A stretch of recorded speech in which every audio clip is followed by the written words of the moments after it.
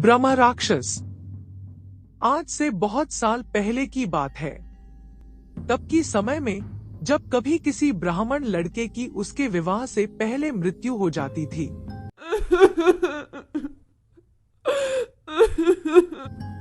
तब मृत्यु के बाद उस ब्राह्मण के लड़के की आत्मा को शांति ना मिल पाने के कारण वो ब्रह्म राक्षस बन जाते थे। ब्राह्मण बहुत ही बुद्धिमान होते हैं। ब्राह्मणों को हर चीज की बहुत जानकारी होती है। इसीलिए ब्रह्म राक्षस बनने के बाद अक्सर ब्राह्मण के भेष में ब्रह्म राक्षस रात में लोगों को दिखते हैं और वो लोगों से 3 सवाल पूछते हैं। सवाल का जवाब ना दे पाने के कारण ब्रह्म राक्षस लोगों को मार देते हैं। यह कहानी ब्रह्म राक्षस के बारे में है। आज से कुछ साल पहले की बात है। सबिता नामक एक बूढ़ी औरत अपने बेटे निरंजन, बहू नीता और अपने 2 पोती सीता और गीता के साथ प्रतापपुर नामक एक गांव में रहती थी।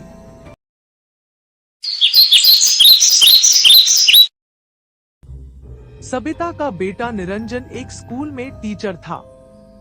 सबिता का बहुत सारा जमीन था जहां पर बहुत अच्छी फसल होती थी। इसीलिए सबिता और उसके परिवार का अच्छे से गुजारा हो जाता था। एक दिन सबिता के घर पर उसकी बेटी नीरू आई थी।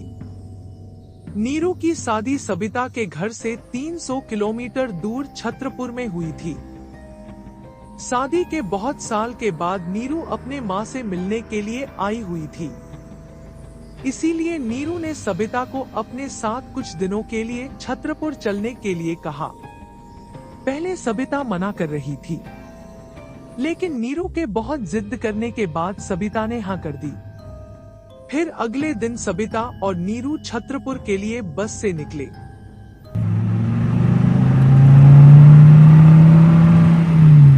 वो दोनों बस से जा रहे थे कि आधे रास्ते पर बस खराब हो गई।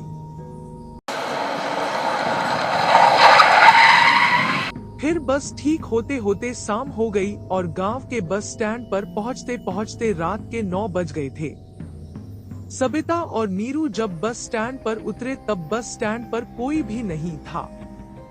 चारों ओर बहुत सुनसान सा था। नीरू और सबिता को बहुत डर लग रहा था। नीरू का घर बस स्टैंड से 5 किलोमीटर दूर पर था, लेकिन रात हो जाने के कारण गांव जाने के लिए बस स्टैंड पर कोई साधन नहीं था। नीरू और सबिता बहुत चिंतित हो गए। अब वो लोग क्या करेंगे, कैसे गांव जाएंगे? वो लोग ऐसा सोच रहे थे कि अचानक नीरू ने देखा उसके गांव के मंदिर के पुजारी गांव के ओर जा रहे हैं। पुजारी जी को देखकर नीरू और सबिता ने थोड़ी सी राहत की सांसें ली। फिर नीरू ने पुजारी जी को रुकने के लिए पुकारा। पुजारी जी थोड़ा रुकिए। नीरू की आवाज सुनकर पुजारी जी पीछे मुड़कर देखे और फिर उन्होंने कहा, नीरू जी, आप इतने रात गए यहाँ कैसे? फिर नीरू ने पुजारी जी से सब कुछ कहा। सब कुछ सुनने के बाद पुजारी जी ने कहा, मैं किसी काम से गया था, मुझे वापस आते आते देर हो गया, इसीलिए मैं पैदल गांव के ओर जा रहा हूँ। आप लोग भी मेरे साथ चलिए। फिर नीरू और सबिता पुजारी जी के साथ गांव के ओर चलने लगे। चारों ओर बहुत अंधेरा था। रास्ते पर कोई भी नहीं था। जंगली इलाका होने के कारण दूर दूर से जानवरों की आवाजें आ रही थी।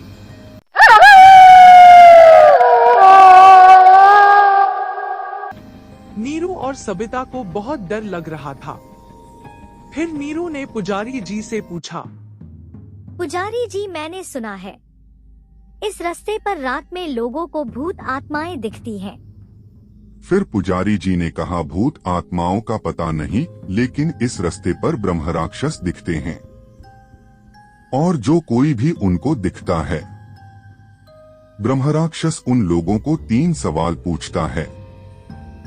ब्रह्म राक्षस बहुत ही बुद्धिमान होते हैं, इसीलिए लोग उसके सवालों का जवाब नहीं दे पाते हैं और ब्रह्म राक्षस उन लोगों को मार देता है। सबिता और नीरू बहुत डर गए।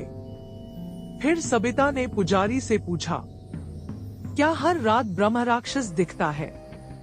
फिर पुजारी ने कहा नहीं, लेकिन कब दिख जाए पता नहीं। हमें सावधानी से जल्द गांव में पहुंचना होगा।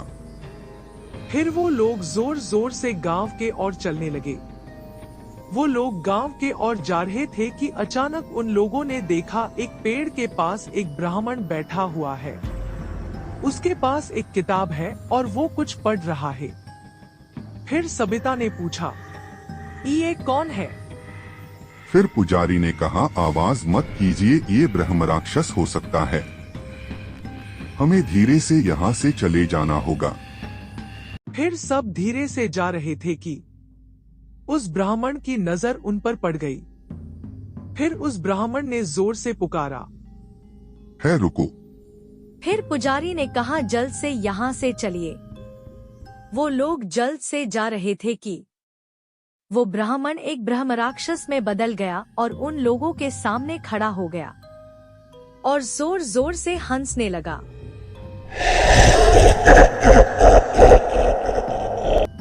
सबिता, नीरू और पुजारी बहुत डर गए। उन लोगों का शरीर डर के मारे कांप रहा था। फिर पुजारी ने थोड़ी सी हिम्मत जुटाई और उसने कहा, हमें जाने दो। फिर ब्रह्म राक्षस ने कहा, जाने दूंगा, जरूर जाने दूंगा। मेरे 3 सवालों का जवाब दो और चले जाओ, लेकिन सही जवाब देने होंगे।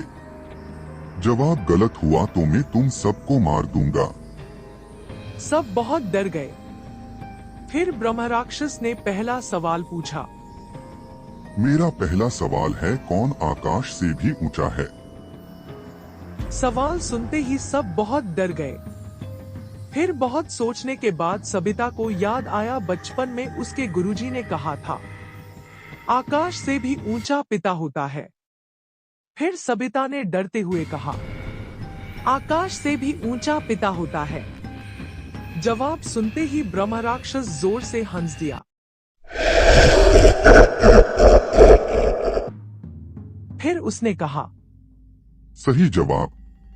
फिर सबके जान में जान आई।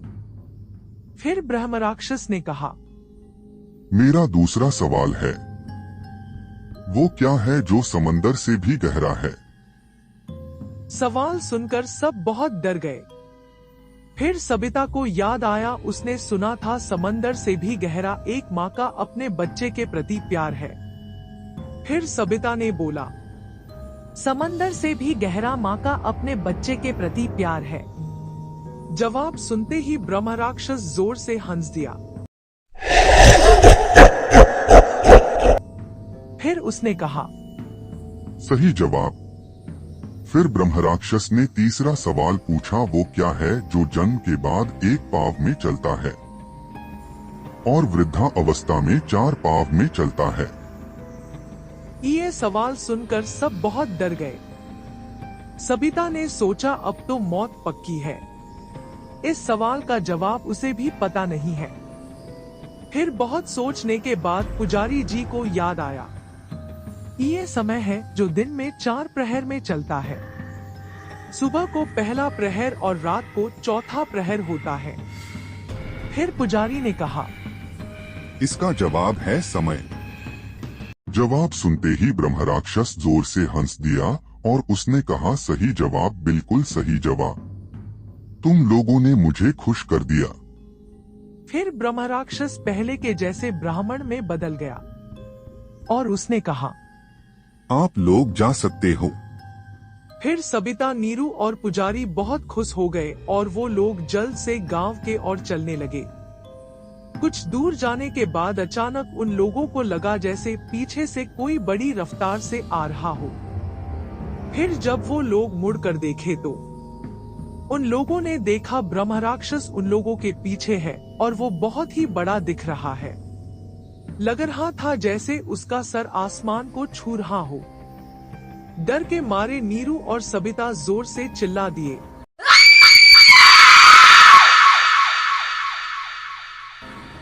फिर ब्रह्म राक्षस उन लोगों को पकड़ने ही वाला था कि पुजारी ने अपनी जनायु को निकालकर ब्रह्म राक्षस के ऊपर फेंक दिया। फिर ब्रह्म राक्षस जोर जोर से चिल्लाने लगा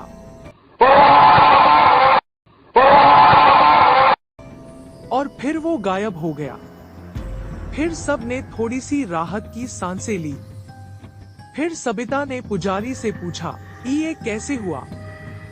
फिर पुजारी ने कहा, ब्रह्मराक्षस एक ब्राह्मण है। वो सिर्फ एक ब्राह्मण की जनायु से डरते हैं।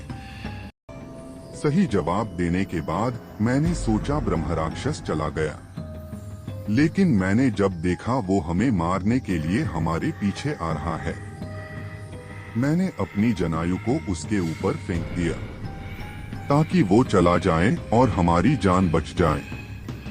फिर पुजारी ने कहा, गांव पास में ही है, जल्द से गांव के अंदर चलिए।